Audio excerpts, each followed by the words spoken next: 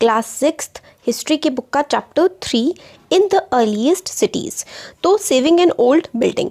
तो जसपाल और हरप्रीत जो है वो क्रिकेट खेल रहे थे एक गली में, ठीक है, उनके घर के बाहर एक लेन है, उसके में वो क्रिकेट खेल रहे थे। उन्होंने नोटिस किया कि people were admiring the dilapidated old building that the children called the haunted house. तो लोग, उन्होंने देखा कि लोग उस एक बिल्डिंग सी है जो ऐसी पड़ी हुई, मतलब ऐसी खाली है, उसको बच्चे क्या कहते हैं, हॉन्टेड हाउस कहते हैं कि भाई भूतिया घर है। लोग उसकी तारीफ कर रहे हैं कि आर्किटेक्चर देखो, एक ने कहा। दूसरे ने कहा कि वुड की कार्विंग मतलब इसमें कितनी अच्छी की गई है। दूसरी विमेन ने कहा हम लोगों को मिनिस्टर को लिखना चाहिए ताकि अरेंजमेंट किए जा सके इसकी रिपेयर के लिए, और कितना खूबसूरत ये घर है। तो बच्चों को मतलब ये हुआ कि इतनी ऐसी ख़राब सी चीज़ में लोग क्यों इंटरेस्टेड होंगे। तो story of Harappa, very often old buildings have a story to tell. मतलब ज़्यादातर ऐसा ही होता है कि जो ओल्ड पुरानी इमारतें होती हैं उनके पास बहुत सारी कहानियाँ होती हैं। नियरली 150 ईयर्स अगो, मतलब 150 ईयर्स अगो, जब रेलवे लाइंस डाली जा रही थी, कहाँ पर पहली बार हमारे देश में रेलवे जो आई थी वो 150 ईयर्स पहले आई थी। तो जब रेलवे लाइंस बिछाई जा रही थी ना पंजाब वाले रीजन में, तो रेलवे लाइन बिछाने के लिए खुदाई की जा रही थी। तो जो वहाँ पे इंजीनियर्स काम कर रहे थे वो स्टम्बल हो गए, मतलब एकदम वो तो ना हक्के बक्के रह गए कि भाई एक हड़प्पन साइट मिली है। कहाँ पर, जो आज का टाइम में पाकिस्तान है ना। पहले देखिए पंजाब वाला जो रीजन है ना वो इंडिया में जितना है उससे काफ़ी ज़्यादा पाकिस्तान में भी आता है।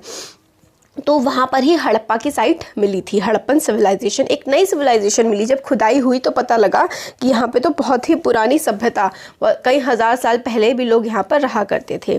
To them it seemed like a mound that was a rich source of readymade high quality bricks. फिर उनके लिए क्या हुआ कि मतलब नीचे जब खोदा तो एक इतनी सारी क्या मिली, ईंटें मिली, बहुत सारी ईंटें मिली उनके लिए। तो मतलब मज़े आ गए, रेलवे के लिए ईंटें लानी नहीं पड़ेंगी, अब ईंटें ऐसे ही मिल गई।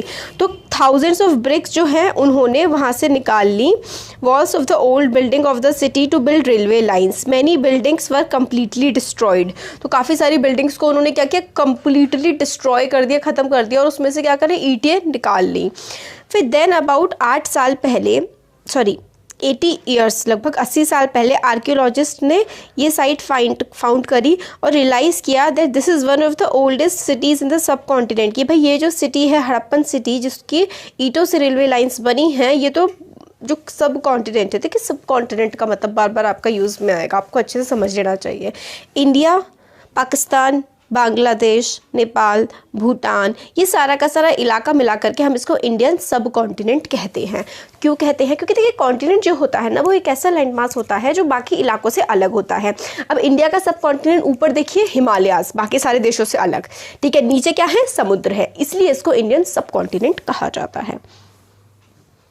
ठीक है, और सब क्यों? क्योंकि कॉन्टिनेंट के हिसाब से छोटा है बट कॉन्टिनेंट टाइप की प्रॉपर्टीज रख रहा है, इसलिए। तो as this was first cities to be discovered, पहली सिटी डिस्कवर करी थी। ऑल द साइट्स जो हैं, जितनी भी हड़प्पा की पहली सिटी मिली थी, तो उसके बाद जितनी भी साइट उससे रिलेटेड मिली सबको हम लोगों ने हड़प्पन साइट्स कह दिया। और अब जो है डिस्कवरी हुई है तो ये 4700 साल पहले की ये मानी जाती है, मतलब 4500 साल पहले बसा हुआ ये शहर था हड़प्पा। काफ़ी अफन जो है ओल्ड बिल्डिंग्स को हम लोग तोड़ करके नई बिल्डिंग्स बना देते हैं। क्या पुरानी बिल्डिंग्स को प्रिजर्व करना ज़रूरी है? तो what was special about these cities? अभी जो सिटी हमारे ज़मीन के नीचे मिली थी, इसमें ऐसी क्या स्पेशल बात थी? काफ़ी सारी सिटीज़ जो थी वह डिवाइडेड इनटू 2 और मोर पार्ट्स, मतलब सिटी है वो 2 या 2 से ज़्यादा पार्ट्स में डिवाइड थी। द पार्ट, अपर वाला part to the west was smaller but higher, मतलब ऐसे करके सिटी थी तो वेस्ट वाला साइड, सपोज करिए इधर वाला ईस्ट है, इधर का वेस्ट है, तो वेस्ट का जो पार्ट था ना वो ऊंचा था मगर छोटा था। तो इससे क्या समझ में आता है? और एक मतलब लोअर टाउन था, तो एक हायर टाउन था और एक लोअर टाउन था। जो हायर टाउन था वो ऊंचा था, छोटा था, और आर्कियोलॉजिस्ट इसको साइटेडल कह करके बुलाते हैं। दिस इज़ वेरी इंपॉर्टेंट, आपको याद रखना है कि साइटेडल क्या होता है। आपसे एग्जाम में पूछा जा सकता है कि व्हाट इज़ अ साइटेडल। तो citadel is the western and smaller part of the city in Harappan civilisation, ठीक है। तो ईस्ट का पार्ट जो होता था लार्जर, काफ़ी बड़ा होता था बट नीचा होता था, इसको हम लोग लोअर टाउन कहते थे। ठीक है, तो वेस्ट वाला पार्ट को साइटेडल ऊंचा होता था मगर छोटा, और ईस्ट वाला पार्ट बड़ा होता था मगर नीचा होता था। वेरी अफन वहाँ पे बेक्ड ब्रिक्स का इस्तेमाल किया जाता था, मतलब पकी हुई ईंटों का इस्तेमाल करके चीज़ें बनाई जाती थी। Bricks were so well baked that they have lasted for thousands of years. अब देखिए 4000 साल बाद हमें मिली है तो कितनी अच्छे से उनको पकाया गया होगा कि वो आज तक भी बिल्कुल ठीक ठाक मौजूद है। Bricks were laid in the interlocking pattern and that made the wall strong. Interlocking का जैसे होता है ना, ऐसे ऐसे करके, फिर ऐसे करके, फिर ऐसे करके, ऐसे करके, और मतलब वो होता है ना एक को दूसरे से अच्छे से जोड़ देना, बस यही इंटरलॉकिंग का पैटर्न होता है। तो देखिए ये हमारे पास मैप है earlier cities in the sub continent. हम लोग को जो ये स्केच बनाया गया था, तो हमें मोहनजोदाड़ो मूवी भी बनी थी, मोहनजोदाड़ो, सोताको हो, और जो हांदुआरो, गनवेरी वाला, कालीबंगन, राखीगढ़ी, हड़प्पा। ठीक है, ये कहाँ कहाँ पर है देखिए, पंजाब वाले रीजन में पड़ रहे हैं हड़प्पा, राखीगढ़ी, कालीबंगन, मोहनजोदाड़ो, सोटकाको, ये सारा का सारा पाकिस्तान में आता है ना। और गुजरात वाले रीजन में इंडिया में धोलावीरा, सुरकोटाड़ा और लोथल, ये इंपॉर्टेंट है, आपको थोड़ा बहुत आइडिया होना चाहिए कि कौन कौन सी साइट्स इंडिया में आती हैं। तो धोलावीरा, सुरकोटाड़ा, लोथल इंडिया में आता है, और ये गानवेरी वाला ये हरियाणा वाले रीजन में आता है, राखीगढ़ी, कालीबंगन है ना, और हड़प्पा तो पाकिस्तान वाले रीजन में आता है ज़्यादातर। मोहनजोदाड़ो तो पूरा ही पाकिस्तान में है। तो ये जो सिटीज़ थी ये कहाँ पर, पंजाब और सिंध के पाकिस्तान में मिलती हैं, गुजरात में मिलती है, राजस्थान, हरियाणा और इंडिया के पंजाब में भी मिलती हैं। आर्कियोलॉजिस्ट ने काफ़ी सारे यूनिक अलग अलग ऑब्जेक्ट्स मिले हैं आर्कियोलॉजिस्ट को। आर्कियोलॉजिस्ट कौन होते हैं? आर्कियोलॉजिस्ट वो लोग होते हैं जो हिस्ट्री को पढ़ते हैं या फिर ज़मीन में खुदाई करके चीज़ों को निकालते हैं और उनको स्टडी करते हैं। तो ज़्यादातर हर किसी सिटी में रेड कलर की पॉटरी मिली है, मतलब रेड कलर की पॉट्स टाइप के मिले हैं जो पेंट जिन पे किया गया है ब्लैक कलर से। ठीक है, और स्टोन्स, पत्थर मिले हैं, स्टोन वेट्स, जैसे कि हम लोग नापने के लिए, भार नापने के लिए किलोग्राम वगैरह सब नापने के लिए इस्तेमाल करते हैं ना, तो इसी तरीके से स्टोन वेट्स का इस्तेमाल किया जाता था। सील, ठप्पे लगाने के लिए, स्पेशल बीड्स, मतलब सजावट के लिए बीड्स होते हैं ना, जैसे कि माला वगैरह में जो होते हैं बीड्स, वही कॉपर के टूल्स, औजार मिले हैं। और and parallel sided long stone blades, मतलब इस तरीके से कुछ चीज़ें काटने के लिए पैरेलल साइडेड, इस तरीके से पैरेलल वो लाइंस होती हैं जो एक दूसरे को कभी टच नहीं करती, तो इस तरीके की चीज़ें वहाँ पर मिली हैं। सोचिए आप लोग कि 4000 साल पहले भी कितनी ज़्यादा चीज़ों का इस्तेमाल किया जाता था, तो वो कितने ज़्यादा एडवांस रहे होंगे। तो यहाँ तक हमने देख लिया। अब कुछ सिटीज़ में स्पेशल बिल्डिंग्स कंस्ट्रक्ट की गई थी साइटेडल पर। साइटेडल क्या था?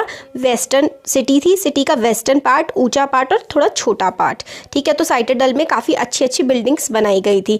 एग्जाम्पल के लिए अगर हम मोहनजोदाड़ो को लें तो काफ़ी स्पेशल सा हमें टैंक मिलता है जिसको आर्कियोलॉजिस्ट कहते हैं ग्रेट बाथ, मतलब एक बहुत ही बड़ा सा टैंक जैसा मिलता है। आर्कियोलॉजिस्ट को लगता है शायद ही किसी स्पेशल ओकेजन पे नहाने वगैरह के लिए इस्तेमाल किया जाता होगा। ये रहा था ग्रेट बाथ, खूब बड़ा सा टैंक सा है, और ऐसा माना जाता है इसको स्पेशल ओकेजन्स में, जैसे होता है ना स्नान टाइप करने के लिए कुछ यूज़ किया जाता होगा इसका।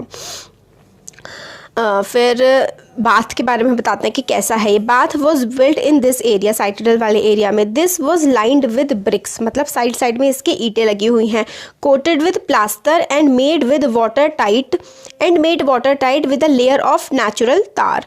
और इसको वाटर टाइट बना दिया गया, मतलब इलाका है इसमें, मतलब ब्रिक्स वगैरह हैं और इसमें तार लगा दिया गया है, नेचुरल तार लगा दिया गया है ताकि ये वाटर टाइट रहे, पानी इसमें से रिसे ना।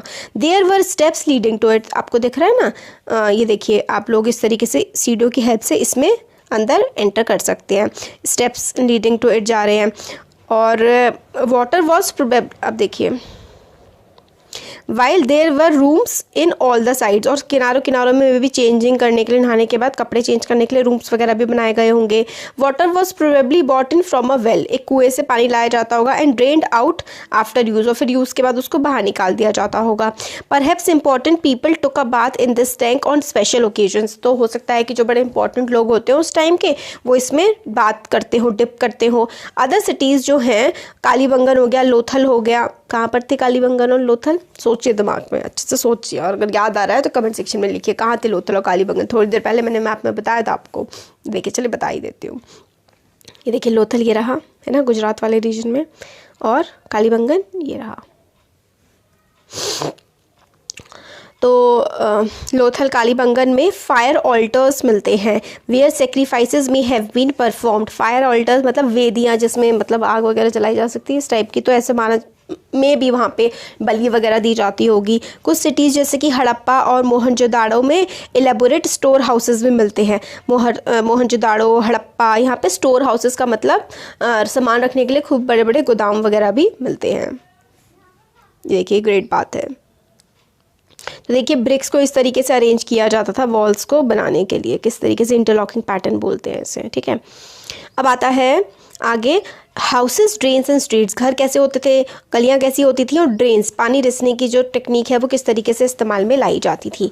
जनरली हाउसेस जो हैं या तो ईदर एक स्टोरी होती थी, सिंगल स्टोरी, या फिर डबल स्टोरीज होते थे। तो सिंगल स्टोरी होते थे या फिर डबल स्टोरी हाई होते थे, with rooms built around a courtyard. और बीच में आंगन होता था और साइड में जो कोर्टयार्ड होता था ना, उसमें जो है रूम्स बनाए जाते थे। Most houses had a separate bathing area, मतलब अपना अलग बाथरूम होता था।